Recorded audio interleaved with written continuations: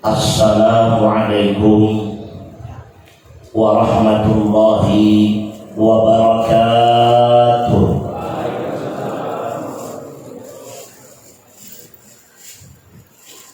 Bismillahirrahmanirrahim.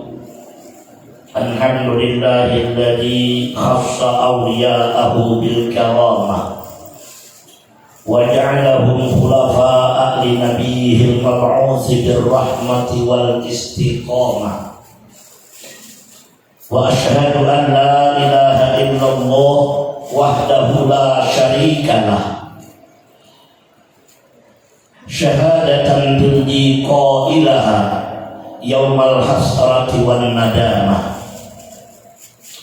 Wa asyhadu anna sayyidana wa nabiyyana Muhammadan abduhu wa rasuluh asy-syafi'ul musyaffa'u fi arasati yaumil qiyamah sallallahu alaihi wa ala alihi wa ashabihi alladziina fazu bis salamah. Amma ba'du, fa ya ayyuhal hadirun wal mustami'una rahimakumullah.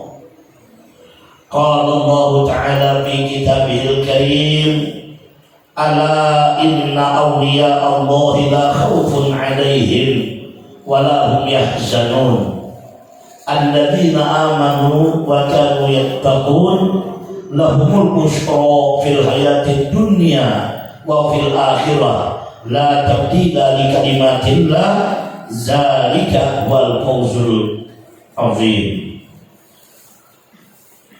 Qala Rasulullah sallallahu alaihi wasallam, inda zikril awliya'i tanzilur rahmah. Wa qala an-nabiy sallallahu alaihi wasallam li Ali bin Abi Thalib karramallahu wajhah, ya Ali, inna awliya Allah la yanalu sa'ata rahmatillahi bi kasratil ibadah walakin naluha bisakawatin nafsi wal istihadati bid dunya.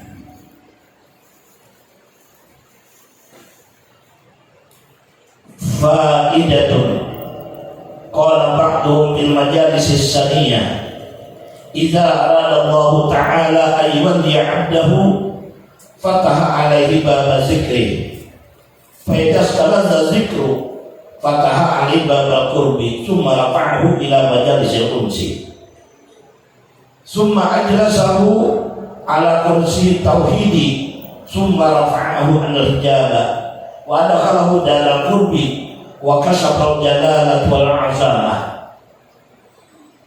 Fa idza waqa'a basaruhu ala jalali wal 'azamati kharaja min hassihi wa da'awa nafsihi wa yasru hina idzin fi maqamil ilmi billah fala yata'allamu bil khalqi bal bi ta'limillah wa tajallihi li qalbihi fayasma'u ma lam yasma' wa yafhamu ma lam yafham.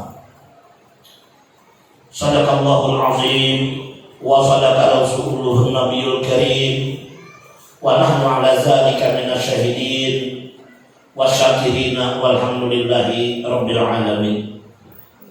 Hadratul mukarramin wal muhtaramin yang sama-sama kita hormati dan kita muliakan, para habaib, para alim ulama yang dimuliakan oleh Allah, wabil khusus para asatiz, para guru-guru pengasuh majelis taklim se-Kabupaten Berau yang kita hormati dan dimuliakan oleh Allah Subhanahu wa taala. Wabil khusus yang kita hormati zuriat daripada Sayyidul Haul Ayahanda Bapak Haji Kafrawi. Kita doakan mudah-mudahan sedih sehat walafiat, panjang umur dalam keadaan taat beribadah. Dan hari ini merupakan hari ulang tahun beliau yang ke-57, yang ke-67. Allahumma tawil umrahu wa sahih jasadahu wa nawwir qalbahu wa hassin khuluqahu wa jal khairi qarribhu wa nisyarri ab'idhu wa di hawaii jawabid wa dunia wal akhirah bisiril nabi wa bisiril fatihah. Bismillahirrahmanirrahim. Alhamdulillahirabbil alamin arrahmanirrahim maliki yaumiddin iyyaka na'budu wa iyyaka nasta'in ihdinas siratal mustaqim shiratal ladzina an'amta 'alaihim ghairil maghdubi 'alaihim waladdallin. Yang kita hormati secara khusus kepada Ibu Bupati Kabupaten Berau yang baru saja memberikan kata sambutan nyambut gembira dan adanya acara Haul Akbar Al-Alim Billah Al-Alim Al-Allamah Syekh Muhammad Arsyad Al-Banjari, seorang ulama besar yang ada di Kalimantan.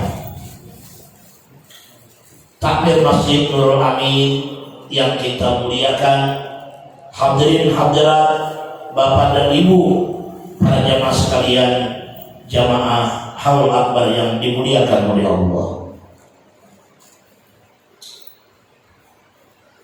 Di dalam Al-Quran Allah Subhanahu wa ta'ala berfirman, ala inna awliya Allahi la khawfun 'alaihim wa la hum yahzanun alladzina amanu wa kanu yattaqun lahumul busyra fil hayatid dunya wa fil akhirah la tabdila li kalimatillah zalika wal fawzul azim. Ketahuilah sesungguhnya para aulia Allah, para kekasih-kekasih Allah, la khaufun alaihim, tidak ada rasa takut mereka kepada masih Allah, kepada makhluk. Para aulia Allah tidak takut kepada hantu, tidak takut kepada senjata, tidak takut kepada pedang, tidak takut kepada meriam, tidak takut kepada bom. Mereka cuma takut kepada Allah Subhanahu wa ta'ala. Walahum yahzanun, dan mereka tidak berduka cita tentang ma'atahum dunia, barang yang keruputan atau gagal daripada urusan dunia. Orang mati kada sakit hati, kada sedih. Kenapa? Karena mereka makrifat kepada Allah Subhanahu wa ta'ala, bahwa apa yang dipilih Allah untuk hambanya itulah yang terbaik dalam anggapan mereka. Rumah tangga misalnya, lalu broken home, ini kerusakan rumah tangga, cerai atau apa, mereka pada zahirnya mungkin bisa saja bina mandam Muhammad, tidak sedih pikiran, tetapi mereka justru memandang ini jalan Allah untuk memberikan aku dekat kepadanya. Karena kadang-kadang berumah tangga ini bisa saja istri jadi penghalang kita ibadah, terkadang harta membuat kita lalai dalam ibadah, terkadang anak jadi pengganggu kita ibadah. Begitu cerai umpamanya, mereka takwilkan ini pilihan Allah supaya aku tambah dekat dengan Allah, tanpa menyalahkan apalagi mencaci maki kepada istri. Gagal dalam usaha, gagal dalam sebuah cita-cita, itu anggapan mereka adalah jalan Allah untuk menyampaikan mereka makrifat kepada Allah Subhanahu wa ta'ala. Walahum yahzanun, para awliya tidak sedih, tidak duka cita tentang kerubutan atau kegagalan dengan yang namanya dunia. Siapa yang dijadikan Allah sebagai walinya? Alladzina amanu wa kanu yattaqun, itulah dia orang-orang yang beriman dan bertakwa kepada Allah bisirri wal alaniyah, zahir dan batin. Jadi orang wali itu mereka beriman, bertakwa kepada Allah Subhanahu wa ta'ala. Orang yang kada beriman, kada mau jadi wali. Orang yang misalnya kada takwa dengan Allah, kada jadi wali juga. Nah, tetapi bukan berarti hal itu menutup kemampuan Allah untuk menjadikan walinya dari orang biasa. Walau kada alim, kada mau wali, memang bisa saja orang tuh kelihatannya kada alim ilmu syariat, hanya sekadar tahu ala kadarnya aja. Tetapi dijazab oleh Allah Subhanahu wa taala, diberikan marifat oleh Allah Subhanahu wa taala dalam keadaan lahiriah, orang yang biasa-biasa saja tapi kada bermaksiat dengan Allah. Nah, diberikan Tuhan ini marifat sehingga dia kenal banget dengan Allah. Nah, bisa contohnya para wali berjizuk, dan ini sering terjadi kepada zuriat, kepada ahli bait. Mereka dijazah oleh Allah Ta'ala, ditarik langsung jadi wali, kemudian lalu bisa dikembalikan lagi oleh Allah bersuluk melalui jalan ya apa namanya, ada taraki, ada tanazul, dari bawah ke atas itu orang bersuluk. Makanya kita mengaji misalnya ilmu tauhid, ilmu fikih, ilmu tasawuf, akhlak, diamalkan dan diamalkan terus, diamalkan sampai pada akhirnya Allah membukakan hijab, membimbing kita biasanya oleh seorang guru, murabbi, mursyid, dia sampai kepada maqam yang disebut wasil ilallah. Nah, ada penulis majuzub ini mereka tak perlu diangkat jadi wali. Diangkat jadi wali dahulu, diberikan ilmu ma'rifat, pengenalan kepada Allah yang merupakan anugerah langsung dari Tuhan. Ini orang yang memang dipilih. Nah, lalu kemudian bisa ditarik kembali, turun ke bawah lagi. Tadi taraki atas dulu, baru ke bawah. Nah, sampai pada akhirnya dikembalikan kepada makam sadar, kepada cita kita, lalu belajar tauhid, belajar tasawuf, nang berguru secara khusus, belajar kayak orang juga. Dia sudah melalui jalan itu sebetulnya, tapi dia kembali jaga istilah kita tuh apa ya? Ini orang gagal di kantor pemerintah, kebetulan dia sebagai pegawai negeri lulus, saya tamat hati sedikit sekolah. Nah, ada orang ada sarjana mau lulus aja, tadi sudah lulusan di pegawai negeri belum, adanya tak ada lulus. Akhirnya 4 ujian bersamaan, SMP ujian bersamaan, SMA ujian bersamaan, juga lagi ini apa kuliah, sampai pada akhirnya punya gelar S1, S2, tapi sudah ada huruf jadi pegawai. Ada orang sekolahnya ini dari bawah dulu terus SMP, SMA, kemudian perguruan tinggi, menghonor sekian tahun, lawas ada nasib jadi pegawai, lulus. Karena dia nasib jadi pegawai seumuran honor. Ya kan? Nah, jadi pembacaan manaqib ini akan membaca biografi seorang wali itu adalah amrun mustahabun, perkara yang sangat dicintai dalam agama kita, atau boleh dikata hukumnya adalah sunnah. Untuk apa? Untuk mendengarkan riwayat perjalanan kisah seorang aulia Allah, untuk mendekatkan diri mereka kepada Allah sampai akhirnya wasil ilallah. Gunanya untuk meningkatkan iman dan takwa kita kepada Allah Subhanahu wa taala, memacu diri kita agar dia beribadah seperti amal mereka. Dengan membaca karamatnya para wali, lalu kita mungkin tadinya ada sedikit sombong dengan amal ibadah kita sendiri. Malam misalnya sembahyang tahajud 10 rakaat, wah ini melenggang jalan di sore. Saya benar, bukan biar dia melihat lemah takut di bidang kuning puncaknya. Ya kawan melihat nah bangga sedikit mata. Ya garing kamian, garing kada wala seorang ibu malam 10 rakaat sunat tahajud. Kan itu ngarnya sum'ah. Dia kayaknya kan berhabar, kan tahu orang pada sedih menahjud. Cuma karena berhabar, saya tiang tahu pada guru saya itu nahjud menggade. Itu sum'ah. Ini sum'ahnya lebih halus lagi dari ya. Amriyah itu memulihkan orang, kata nggak ada orang, pokoknya khidmat, bala-bala berdiri. sujud kena pacul mata alasan. Nah, itu riya. Ada sunnahnya sakapungan orang tidak tahu itu ibadah. Cuma ijazah orang mengabarkan. Nah, itu sunnah. Dengan kita membaca manaqib aulia, mereka ada 600 rakaat semalaman salat malamnya. Bahkan ada 1000 rakaat tiap malam, seperti Syekh Abdul Qadir Al-Jilani 1000 rakaat satu malam sembahyang sunat. Rabi'atul Adawiyah 1000 rakaat tiap malam sembahyang sunatnya. Sehingga Imam Musa Al-Kazim 300 rakaat tiap malam sembahyang sunatnya. Imam Ali Zainal Abidin 1000 rakaat tiap malam sembahyang sunatnya.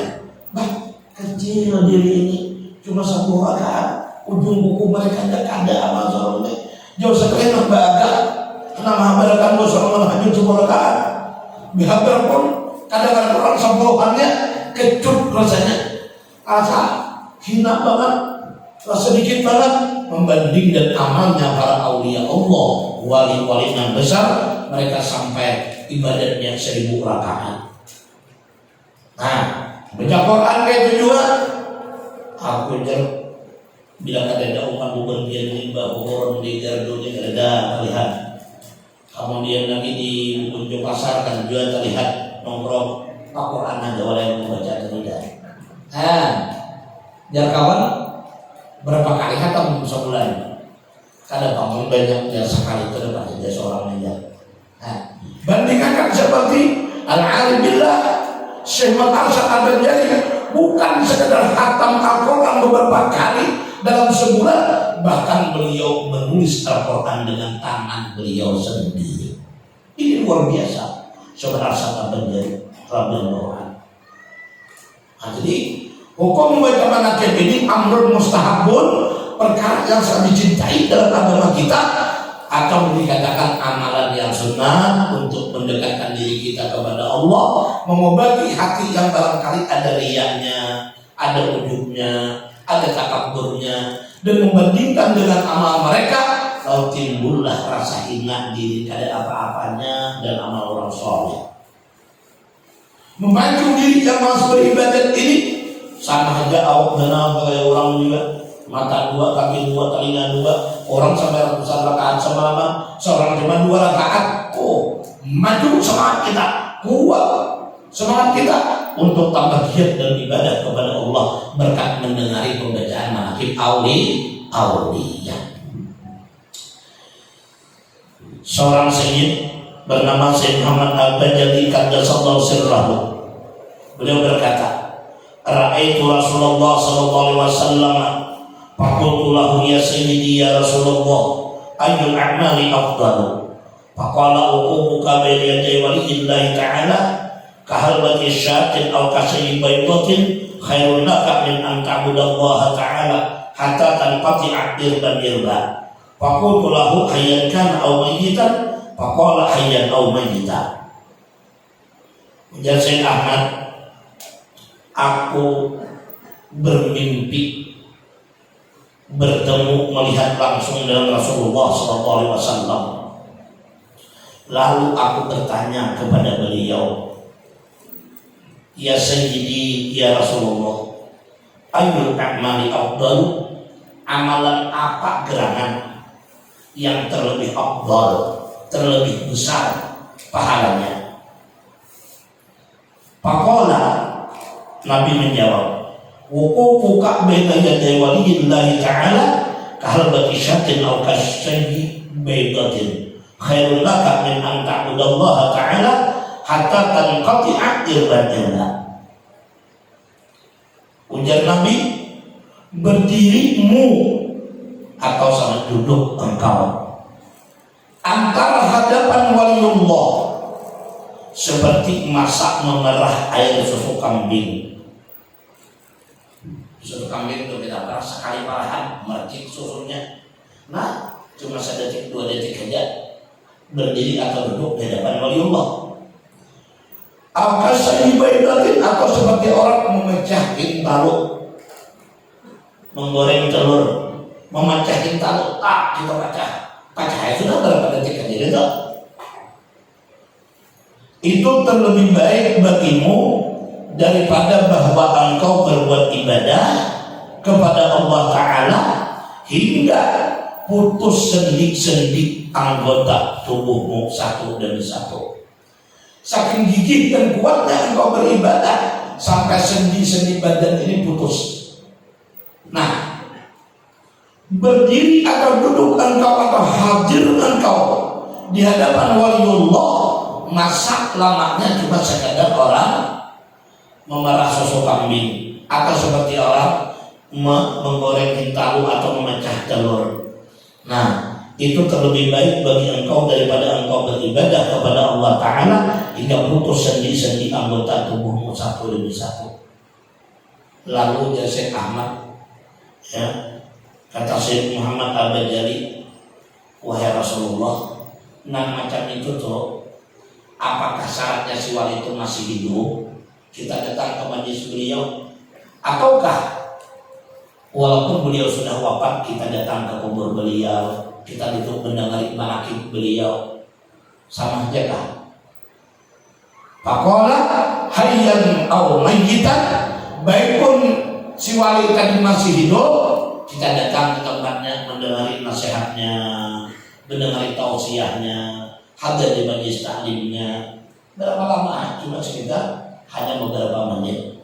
Atau kita datang bersilaturahim kepadanya, membawakan hadiah kepada beliau, misalnya kan, datang ada orang alim, datang ada orang wali, datang ada orang saleh itu jangan membawa awak hanya kosongan bawaan, jangan. Kita bertamu sini itu sudah mendatangkan rahmat. Memandang wajah sini itu ribuan dosa kita diampuni. Kamu kita membawa sesuatu untuk hadiah dan beliau, tambah lagi melekat cinta sini untuk kita. Taganam sini kepada kita. Mungkin bangun malam sini bertahajud, mendoakan kita kahya tapi ini beliau di Bupati, ini beliau kata DPR, ini beliau haji si Ano, sini berdoa. Kalian tapi tadi pakai tadi didoakan sini langsung. Itu kan melekat cinta al-aslu bil mahabbah al-hadiyah. Asal mula datangnya cinta karena adanya hadiah. Perang-perangutan marah kita, meramut bertemu kita, kirimi hadiah apakah? Tanpa artinya beritahu dahulu ada yang membayarkan hadiah. Siapa buat kawan kakak yang untuk lebih banget jadi ambil merawat dari datang saya rumah pasien dia bapak saya senyum duluan akhirnya lu sidiknya nggak bakal mendatangi ngomong dari. Nah, jadi atau walaupun si wali tadi sudah meninggal dunia, kita datang ke kuburnya ziarah, kita datang hadir di majlis taklim, pembacaan manaqibnya, mendengar riwayat hidup beliau, mendengar biografi kehidupan beliau, sama nilainya. Itu terlebih baik daripada engkau beribadah kepada Allah hingga sampai terputus-putus anggota tubuh engkau. Subhanallah, luar biasa.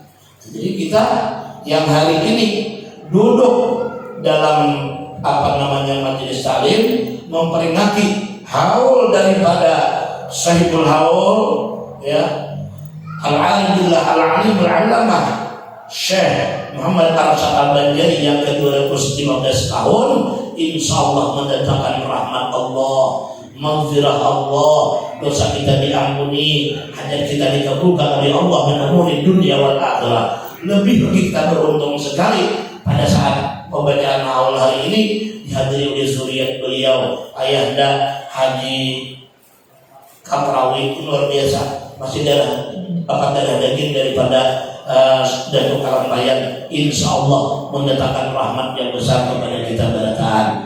Ditambah lagi kehadiran Habib, beberapa orang Habib, guru-guru, para ulama, bahkan pejabat juga sempat hadir, walaupun tidak ada sepenuhnya sedikit kawal duduk, tapi insya Allah acara ini sangat berkesan, rahmat Allah di tengah-tengah kita pada saat ini. Sedikit kita membacakan riwayat daripada Datuk Karambayan. Sekitar tahun 1734 Masehi, yaitu pada masa kekuasaan Sultan Hamidullah atau Sultan Tahmidullah bin Sultan Tahlilullah Amirullah Bagus Kusuma Al-Siddiq, tinggallah seorang pemuda yang soleh di kampung Nugabang dekat Martapura, dekat Kalambayan. bernama Abdullah dan bin Abu Bakar bin Abdul Rashid. Abdullah hidup tentram dan berbahagia bersama istri beliau tercinta bernama Aminah. Mereka berdua merupakan tokoh masyarakat yang sangat dihormati serta dikasihi oleh sultan yang berkuasa ketika itu. Namun kebahagiaan mereka, ketentraman hidup dalam keadaan berkecukupan tersebut masih ada saja yang membuat mereka kekurangan dan kesepian, yaitu keduanya belum lagi dikaruniakan seorang putra, seorang anak. Dengan penuh kesungguhan memohon kepada Allah Subhanahu wa taala agar mereka dikaruniai seorang anak yang soleh, akhirnya terkabullah. Pada saat kehamilannya mereka berdua mendapat nikmat yang sangat luar biasa, yaitu malam yang berkah dan mulia yang dikenal dengan Lailatul Qadar. Kesempatan itu ia gunakan untuk memperbanyak ibadah dan bermunajat kepada Tuhan Allah Subhanahu wa taala Rabbul Izzati wal Jalal, agar anak yang sedang dikandung itu menjadi seorang anak yang berpengetahuan dan berakhlak mulia. Alangkah bahagianya hati mereka, sehingga keduanya selalu memanjatkan pujian syukur kepada Allah Subhanahu wa taala serta meningkatkan ibadah sebagai realisasi atau perwujudan rasa syukur terhadap nikmat Allah Subhanahu wa taala yang diterimanya. Permohonan yang selalu dipanjatkan mereka berdua membuahkan hasil. Pada malam Kamis jam 3 dini hari tanggal 15 Safar 1227 Hijriah atau bertepatan 19 Maret 1710 Miladiah, lahirlah seorang putra yang sangat dirindukan, bayi yang sangat tampan dan mungil. Keduanya memberi nama dengan Muhammad Ja'far, yang setelah remaja diganti dengan nama Muhammad Arsyad.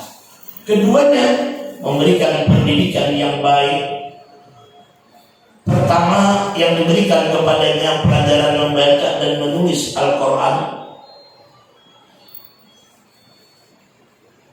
dikarenakan kecerdasan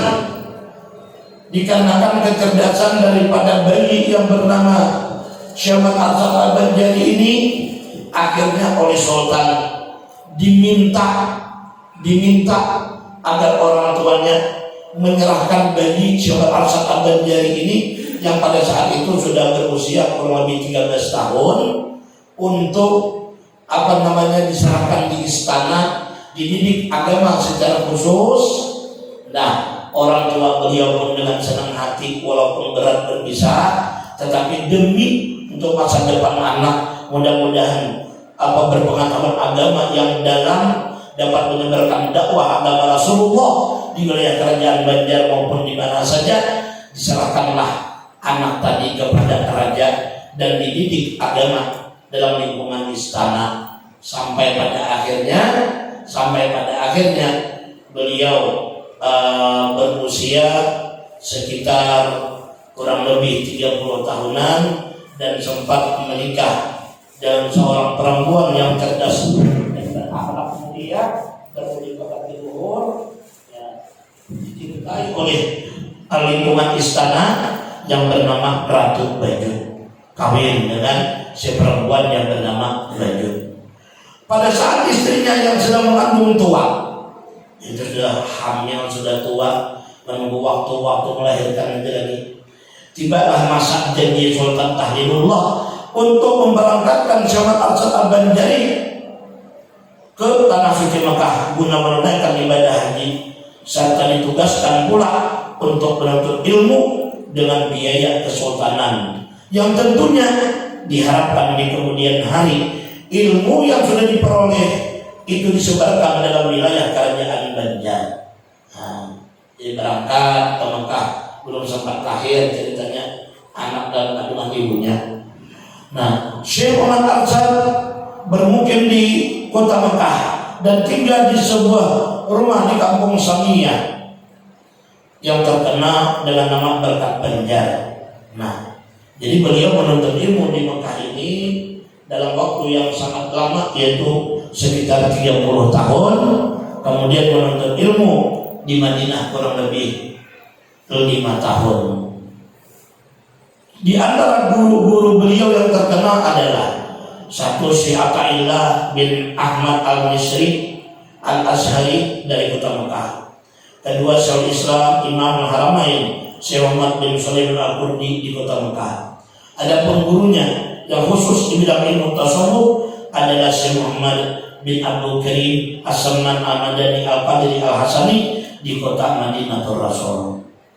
Menurut sebagian riwayat, di antara guru-guru beliau lagi yang lain adalah Syekh Ahmad bin Abdul Mun'im Ad-Damanhuri, Syekh Abi Fa'id Muhammad Qurtado Muhammad Az-Zabidi, Syekh Hasan bin Ahmad Aqis Al-Yamani, Syekh Salim bin Abdullah Al-Basri, Syekh Siddiq bin Umar Khan, Syekh Abdullah bin Hijaz As-Sarqawi, dan masih banyak sekali guru-guru beliau yang tentunya tidak mungkin kita sebutkan satu persatu karena saking banyak gurunya Tuan Subur Al-Sad Al-Banjari tersebut.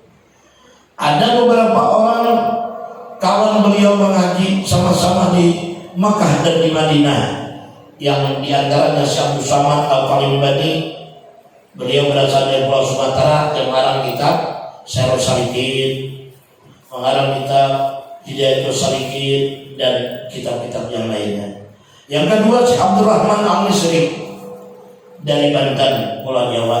Ketiga Syekh Abdul Wahab Samin Brin Bunga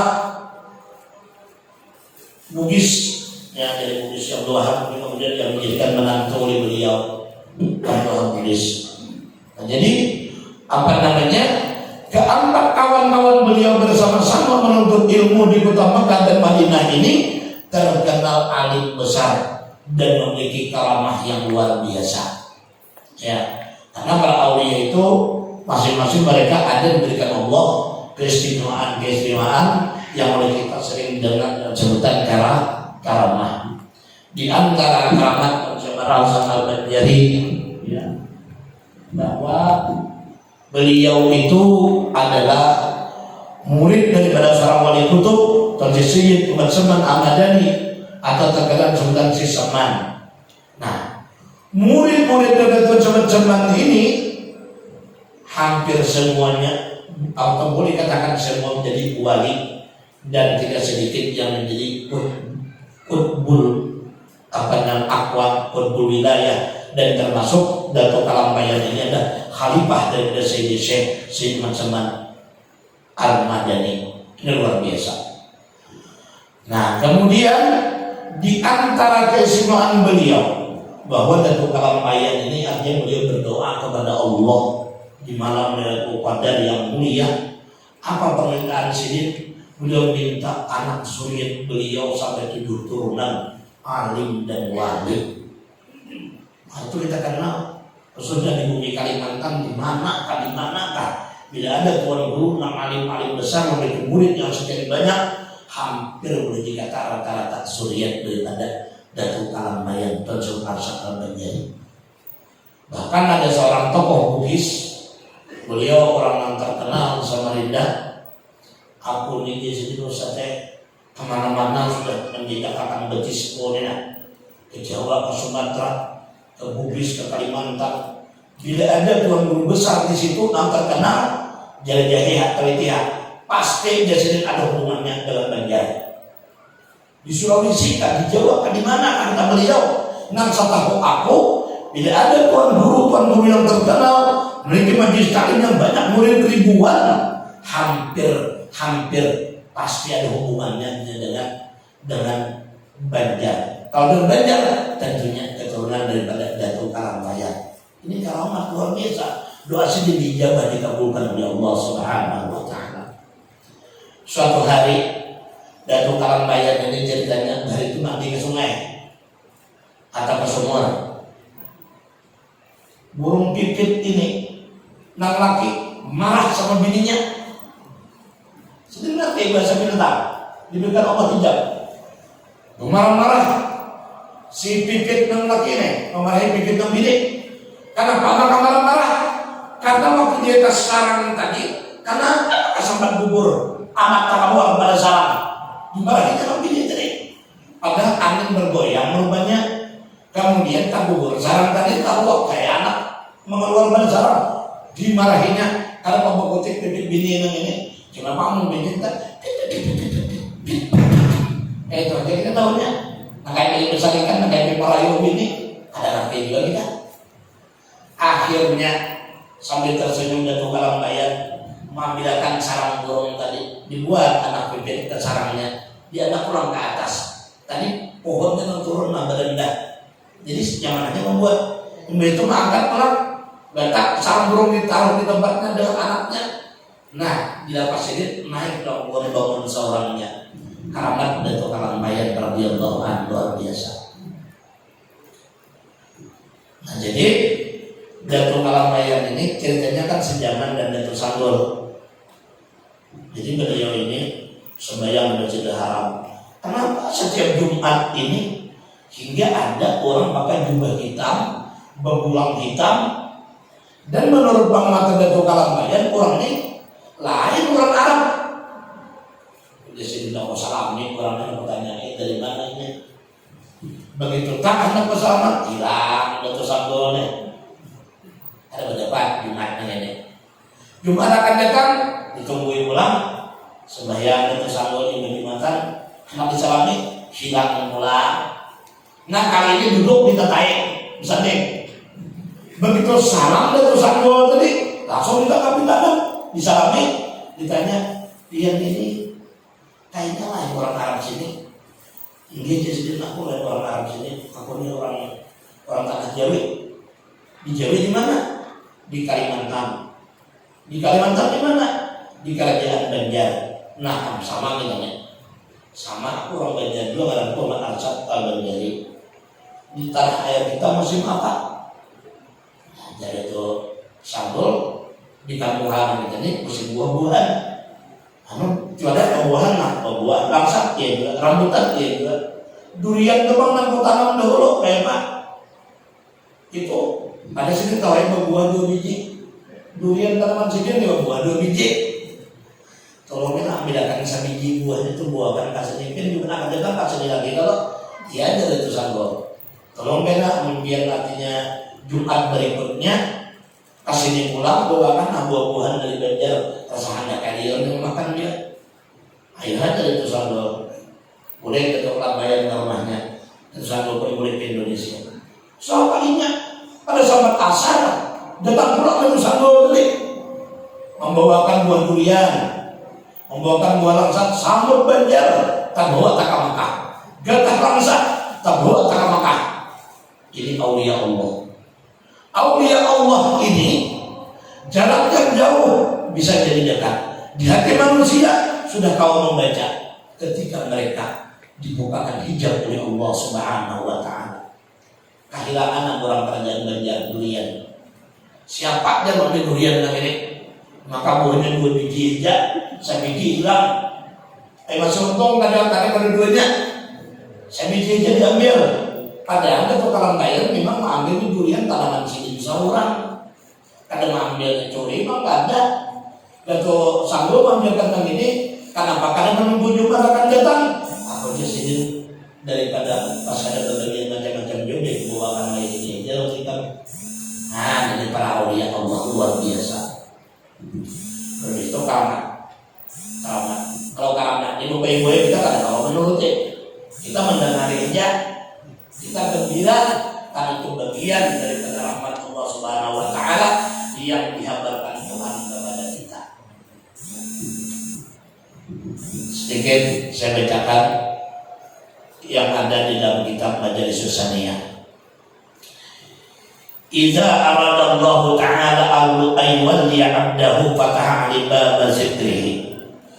Fa idza staladza zikru fataha 'li bab qurbi tsumma rafa'a ila majalisil unsi. Summa ajalas ala kursi tauhidi summa rafa'anhu hijaba wa dakhala dara qurbi wa kursi wa kashafa lahu al-jalalah wal 'azamah Fa idza waqa'a basaru an jalalil azamah kharaja min hissihi wa da'wa nafsihi. Faidah, berkata sebagian ulama dalam kitab Majelis Susaniyah, apabila Allah Ta'ala menghendaki untuk mengangkat menjadi wali seorang hambanya, adalah bila Tuhan hendak mengangkat seorang wali di antara sekian banyak hamba-hambanya nih, pertama-tama Allah bukakan atas hamba itu pintu zikrullah. Senang orang ini berzikir la ilaha illallah, la ilaha illallah, la ilaha illallah. Senang baca salawat, senang bertasbih, senang baca dalailul khairat, senang baca burdah, senang baca ratib haddad, senang baca ratib atas, senang membaca Al-Quran. Ini orang satu langkah awal ada sudah rangkaian syarat orang yang akan diangkat Allah jadi wali. Ketujuh berzikir. Jodoh. Kamu mulai asal berzikir kada pun mendengar orang berzikir rasa kulit tarina. Mekina mantap karena seorang amuk pun tukang mik kamu jelma kami itu ribut mik di depan rumahku. Karena lagi kajak tempat dia. Saya pernah berzikir kada gua pernah orang bangunin. Coba kembali walak tahu.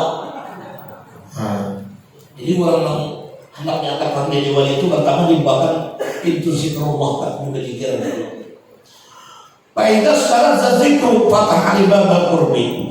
Apabila sudah merasa lezat dalam berzikir, merasa nikmat dalam berzikir, merasa tenang hati dengan berzikir, ala bizikrillah tatma'innul qulub. Bukankah dengan berzikir hati memperoleh ketenangan, jiwa merasa lapang, pikiran merasa tenang, hutang ada terdanang, sakit hati tidak menghilang, laki hendak memilih kada pusang. Nah, iya sudah.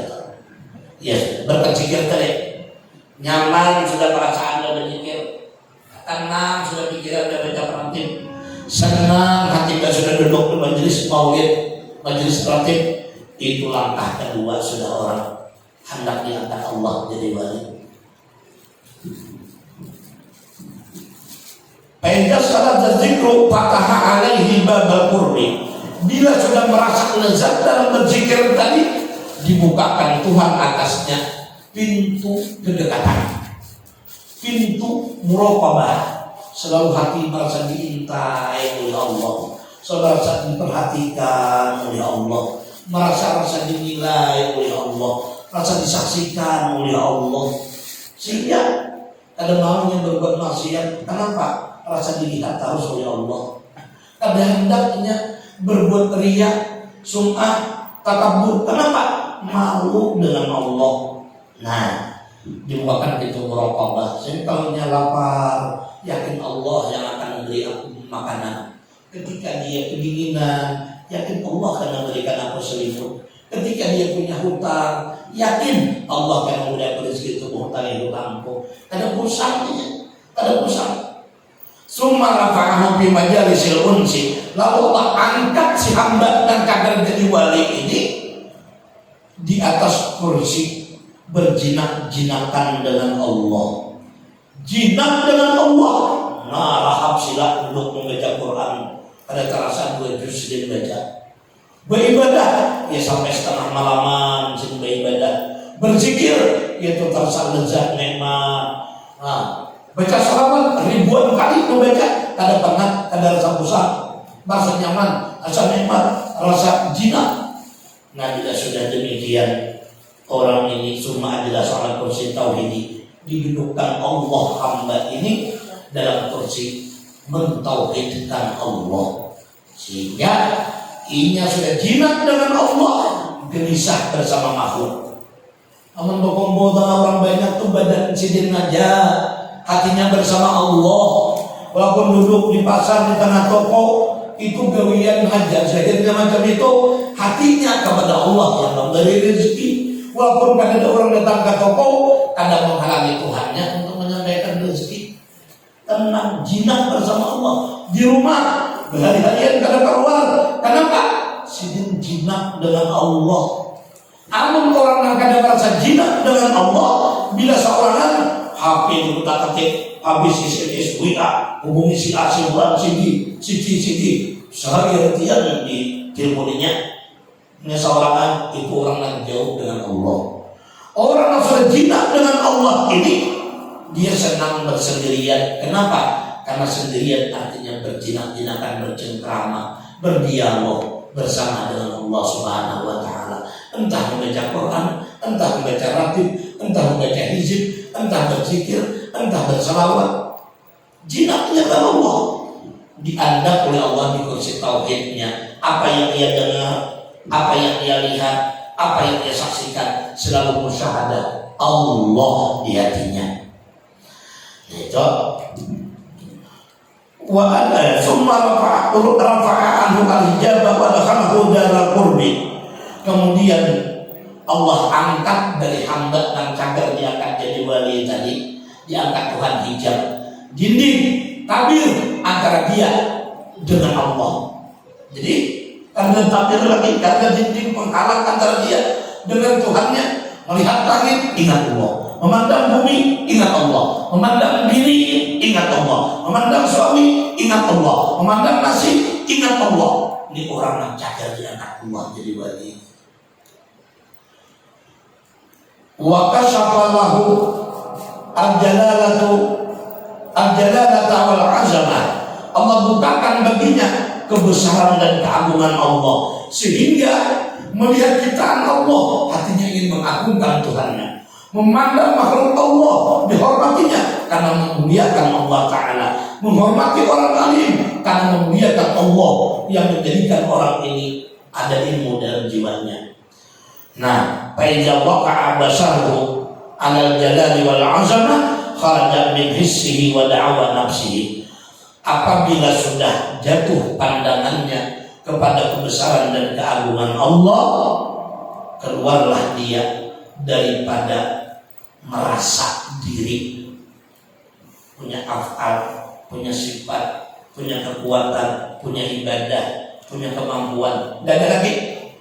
Kan ada lagi rasa aku hebat, tidak ada lagi. Rasa aku yang paling sugih, kan ada lagi. Rasa aku yang paling alim, kan ada lagi. Rasa aku yang paling beribadah, kan ada lagi. Dikembalikan kepada orang yang punya af'al. Ya, Allahu khalaqakum wa ma ta'malun. Allah yang menjadikan diri kamu, Allah pula yang menjadikan af'al perbuatan kamu. Wa da'wa nafsihi, dan hilang daripadanya pengakuan tentang kehebatan diri seorang. Dan lagi semua kembali kepada yang ampunnya Allah Dzul Jalali wal Ikram. Wa yahsulu hina idzin bi maqamil ilmi billah. Maka hasillah ketika itu maqam ilmu billah. Fala yata'allamu bil qalbi bal bi ta'limillah wa tajallihi li qalbihi. Maka ketika itu ia tidak belajar lagi dengan makhluk, melainkan langsung dengan pengajaran Allah Ta'ala dan tajalli Allah dalam hatinya. Jadi sudah, kada belajar lawan guru lagi, kada belajar dari si ACB lagi, tapi dia belajar dengan Allah dengan mengamalkan wattaqullah wa yu'allimukumullah. Bertakwalah kamu kepada Allah, nanti Allah akan mengajarkan kamu ilmu yang kamu tidak pernah belajar. Fayasma'u ma lam yasma' wa yafhamu ma lam yafham. Maka ketika itu dia mendengar apa-apa yang dulu dia tidak pernah dengar. Allah mengajari dan memperdengarkan kepadanya. Dan dia paham apa-apa yang dulu dia tidak pernah paham. Ini hasil daripada mengamalkan ilmu yang ada. Man amila bima alima warasahullahu ilma ma lam ya'lam. Barang siapa mengamalkan ilmu yang sudah ia pelajari, Allah akan mewariskan kepadanya ilmu-ilmu yang dulu dia kada pernah belajar. Disebut dengan ilmu wahbi atau ilmu laduni. Jalannya jalan takwa, jalan takwa. Nah itu artinya bukan dimana orang hendak jadi wali itu macam itu. Kada gampang-gampang bang mengaku-ngaku wali. Berawal kalau ada seorang di sini terjelang sudah awas. Nah, mengaku mau walinya sudah. Karena mau belajar itu Andai kata benar juga berkat doanya, dia menyandarkan ini adalah anugerah Allah, bukan kehebatan diriku. Imam Ali bin Abi Thalib, Rasulullah SAW bersabda kepada Imam Ali bin Abi Thalib, "Ya Ali, inna awliya Allah la yanalu sa'ata rahmatillah wa ridwanihi bi kasratil ibadah." Wahai Ali, sesungguhnya para kekasih-kekasih Allah, para wali-waliullah, termasuk Datuk Kalampayan Sunan Arsyad Al-Banjari, seorang wali besar, para aulia ini tidak mencapai dan tidak mendapatkan luasnya rahmat Allah dan keridhaannya bikas ratil ibadah, dengan sebab mereka banyak beribadah. Tidak. Para aulia itu mendapatkan luas rahmat karunia Allah dan keridhaan Allah bukan karena mereka banyak beribadah, bukan. Memang para wali rata-rata banyak ibadah, tapi mereka mendapatkan luas rahmat karunia Allah dan keridhaannya bukan karena banyak amal ibadah itu. Walakin naluha bisakawatin nafsi wal istihadati bid dunia. Mereka mendapatkan luas rahmat karunia Allah dan keridhaannya dengan sebab mereka bersifat dermawan, pemurah, penyumbang, penyedekah, wal istihanati di dunia, dan mereka menganggap kecil yang namanya dunia, kecil yang namanya duit, harta, kecil yang namanya pangkat dan kedudukan, kecil jadi mereka hal itu semua. Makanya para ulama banyak ibadah, yang punya harta dengan hartanya pemurah. Coba bayangkan gunsu kumpul itu berapa juta sedang bersedekah dalam satu Jumat. Para aulia Allah, ya, rata-rata aulia itu pemurah, yang punya harta dengan hartanya, dengan doanya, dengan ilmunya. Kadang sedang untuk mengajar, kadang malas untuk mengajar. Itu aulia. Anu kita nih mengajar karena ada sifatan positif, cantik-cantik ibu-ibunya. Rugi kalau ada turun dari pengajian. Nah, kalau bapak jadi wali bisa walak. Mana dah ketika pengajian beda rugi mandi serok patah balang loh. Rugi kalau ada turun dari itu. Karena bapak jadi wali juga ada. Kemudian siapa dalam pemasaran itu ibu bupati tahu. Seorang dia punya perayaan ini kesalahan aja dulu ibu bupati aja. Nah, ngapain macam itu kita? Para aulia itu orang yang dermawan, berakhlak mulia, menganggap remeh yang namanya dunia. Itu orang wali. Jadi kalau orang mengaku-ngaku wali tapi bersedekah, dari hadapan sudah. Orang yang mengaku wali tapi pemasaran dengan orang, muntung kada terjaga, mulut berbicara apa maunya, iri dengki oleh orang, dendam oleh orang, kada bakal jadi wali. Nah, makanya ini kan alhamdulillah kita kumpul guru-guru kita Banjar Baragaan, yuk kita bersatu padu, kita bina majelis taklim ini, kita bersatu kuat, gabungkan kekuatan umat Islam. Kalau kita bersatu padu, insya Allah agama kita, agama Islam kita berawal ini akan jaya, akan hebat. Kalau ada sedikit perselisihan, redam perselisihan itu dengan sering-sering bersilaturahim. Kalau ada sedikit berbeda pandangan, berbeda paham, luruskan, pertemukan, dan ada berkumpul bertemu muka, berjabat tangan, insya Allah hal-hal yang ada yang di dalam hati kita kurang nyaman akhirnya luluh sendirinya. Wa'tasimu bihablillahi jami'an wa la tafarraqu. Berpegang teguhlah pada tali agama Allah. Jangan kalian bercerai-berai. Bersatu kita teguh, bercerai kita rontok. Ini para aulia luar biasa. Luar biasa. Orang kalau sudah jadi walinya, jangankan kau ucap di mulut, terhatam di hati, terkabul keinginannya. Cuma nang belum jadi walinya ini, pasang pakai proposal dulu. Proposal, jadi konten di HP itu didatangi.